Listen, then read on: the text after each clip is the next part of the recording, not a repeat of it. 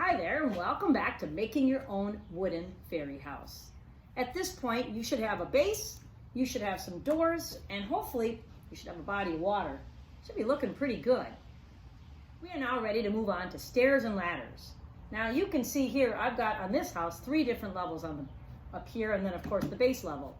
Now, one pet peeve of mine as a child who loved dollhouses, I did love my dollhouses, was my dollhouse that I had was a 3-level dollhouse, and there were only stairs going from the 2nd to the 3rd floor. Well, how are you supposed to get to the basement? So I really like to make sure that my dollhouses have a way to get from every single floor. If from here and I got to get to here, there needs to be a way to get there. From here to here and here, there needs to be a way to get to all of these. So let's explore some options on things that we can use to make sure we can do that. To start off with, let's take a look at a house that I made a few years ago that's sitting in my front lawn. So this dollhouse here in my front has a nice selection of ladders and steps. Here on the very bottom, where the main door is, there is a ladder that leads up to this platform, which then leads up to another ladder, brings us up to this level right here. From there, there's a set of curling steps that lead us up to that small green platform, where there's a bridge to take us across and another ladder to lead us all the way to the top, up to the house structure. So for this house, there's ladders and steps which hit all of the floors and all of the doors. So my little fairy person does not have to magically appear at one of the levels.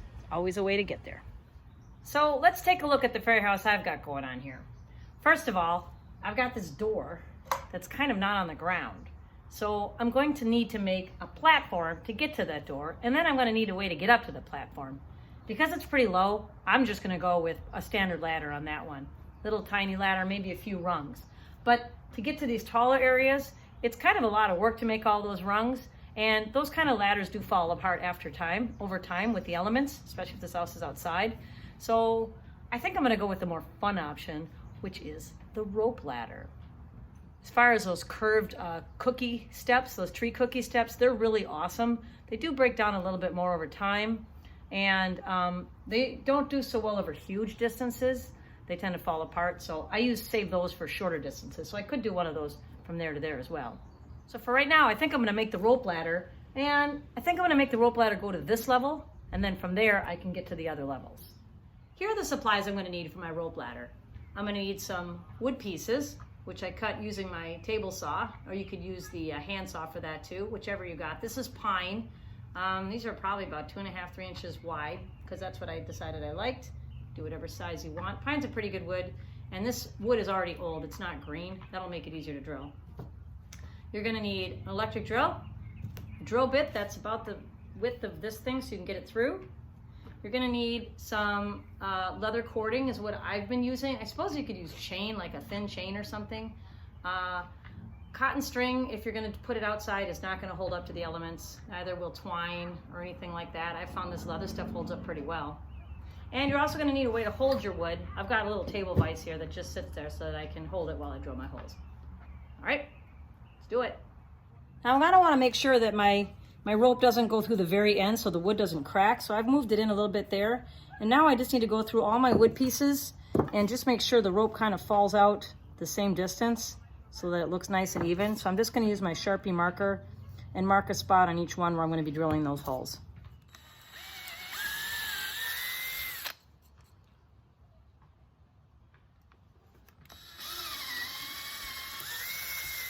All right, I've decided to have my rope ladder come off the side here, right there.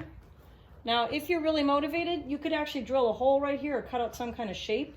Paint the edges, of course, so it doesn't rot. And you can actually have the rope ladder come up through that hole, like I did with my fairy houses in the front yard. But I think for this one, I'm gonna put it here, and then I'm gonna maybe tack it on both ends so it's a solid thing. I don't know, maybe I'll leave it loose on the bottom. Anyway, with all the knots that are going to be in here, I'm not exactly sure how long to make the rope, but I need to add a bunch of length on there. So first thing I need to do is cut out 2 lengths of rope that are equal in size. Okay, I've cut a couple lengths of this rope, which I hope is going to be long enough. It's hard to say because there's going to be knots in it. I'm not sure how many knots I need at this point. So I first want to make a knot for the bottom, but I am going to leave some string in case I want to make a loop and screw it onto the base so it doesn't flop around a lot. Actually going to put double knot down there, one on top of the other, because this hole I drilled is actually possibly a little bit too big. So I've got one big knot there. And now I'm just gonna thread it through there. And I'm gonna do that with the other side as well. All right, and now I need to figure out how far apart I want my rungs to be, and I'm gonna make a knot on each one of these ropes at that point. So when I slide the next one down, it'll stop there. I think maybe here. Okay, you can see I've got my 2 knots. It takes a little bit of practice to make sure they're the same distance, otherwise your ladder ends up kind of crooked. All right, now we're gonna put on our second piece. Okay, it's done. Now I need to attach it to the house. I think I'm gonna put it right here. I can attach that down there. Could go up like that. No, I think I'm gonna put it down like this. So I'm gonna drill a couple holes and run the string up and then knot it off.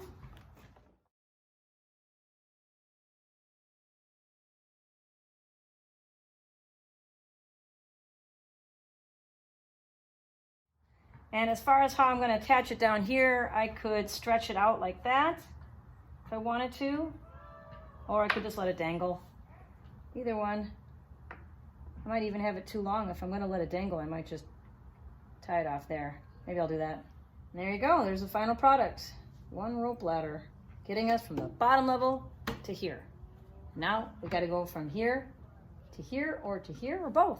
Okay, after looking at this some more, I've decided that since this is more vertical and this is more spread out horizontal, I'm gonna do an up and down ladder here, and I'm gonna do some stacking stairs that way. Some tree cookie stairs that way. So ladder this way, cookie stairs that way. Let's do it. Okay, to make my ladder, I'm gonna need a vise or a way to hold my wood, some kind of saw. I suppose you could do this on a table saw, but they're kind of small pieces. Wood glue, ultimate glue, or if you're gonna make an inside house, you could just use a hot glue gun. And then I also am going to use, oops, there it is. I'm gonna give this a whirl. I use this on my smaller branches, but also when I'm gluing my rungs to the side rails, the more surface area I have, the better that glue is gonna stick. So I try to cut those round logs, I'll show you what I'm talking about in a minute, down so there's flat on one side and then curved on the other side, and I do that using this tool. So let's do it.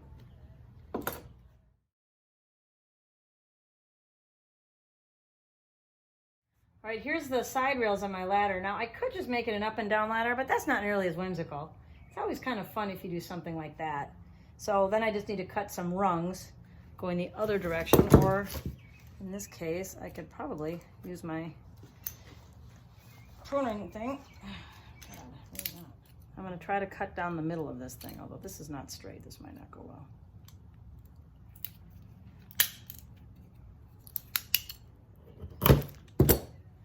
So I've managed to split this like that. So you can see I've got a flat side now and a round side. I have to cut one a little shorter. Like that, maybe a little more. It's always fun to kind of cut them at a little angle too. So it looks a little more whimsical. Okay, gotta keep doing that. Okay, here's my pieces. I've got them laid out here. You could use wood glue, hot glue gun if it's going to be inside, Gorilla Glue if it's going to be inside. I'm going to use my Ultimate Glue because I like this stuff. Okay, I've got these glued into place, and now I'm going to, and this is just to make sure my thing's not crooked. I gotta let that sit overnight probably. I got it on some wax paper so I don't accidentally glue it to the table, but just let it sit. Okay, to get from here to here, there's a couple options. I could do a bridge, like my rope ladder, but don't put the knots in there so it just becomes like a little floppy extension bridge. I could put a ladder, or I think I'm gonna do a tree cookie steps so that it's gonna look like, you know, it's gonna march its way up like this. I think that'll be cool. Well, the tree cookie steps are super fun, but you have to be patient with them because you gotta sort of glue them and dry them in sections, otherwise they fall over. So I'm gonna just glue, again, this is gonna be my support for now. I'm gonna just glue 2 at a time, like this. Glue this one to this one, and then this one to that one, and then I'll glue the 2 of them together once those are dry. And again, I can use the wood glue, I can use the hot glue if it's an inside thing, or the Ultimate Glue. I think I'll use wood glue for this one. Again, I've put down some wax paper so I don't end up getting glue all over everything that I don't want to get glue on. And I do have, because I cut all these little cookies the same height, I can use one as a holder for the other. Otherwise, I would use a vise. Now, I can also, instead of having this, I can clamp them together with a vise, but I don't need to do that. So I'm just gonna make sure you have enough support. I do about half the cookie. So I make sure that it's not just, you know, I make sure there's not just a tiny edge that's connected on there. It's actually most of it in this case, so that there's a good bond there. All right, I'm gonna let those dry. See what I got going on here? I've got a set of 2 steps that when they're dry, I'll glue them together. This is just there to hold it place so they don't fall over while they're drying. And I'm gonna let that dry overnight as well. All right, next day we have a set of stairs and a nice ladder to go onto the house. I did glue the stairs together. That'll probably go over there, and that'll probably go right there. It looks like the 2 steps does just the right trick. Before I secure everything, I'm going to now take the time to seal everything. So I'm getting to the point where things are starting to collect on here, and I need to make sure that all of my surfaces get sealed. I'm going to use this indoor-outdoor urethane, and I'm going to cover all of the surfaces, including the ponds and the doors, that I can, things that I think are going to rot.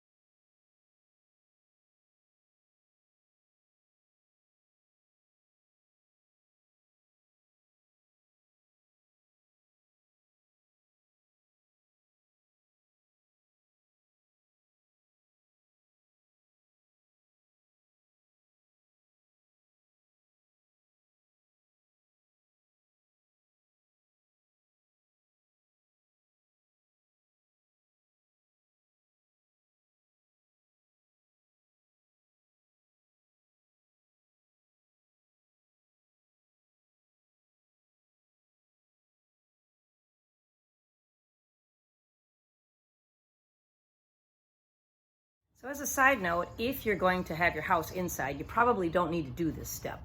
Also, they do make a spray urethane that I've used in the past.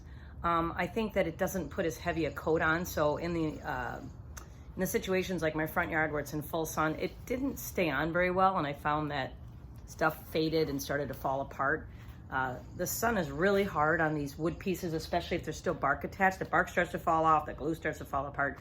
So I'm gonna use this heavier urethane to make sure I get a really good seal. I'm gonna put 2 coats on that, so I'm gonna let this dry. If I hadn't painted the bumpy bark, if you have a really bumpy tree that's tough to paint with the urethane, you can do the spray urethane.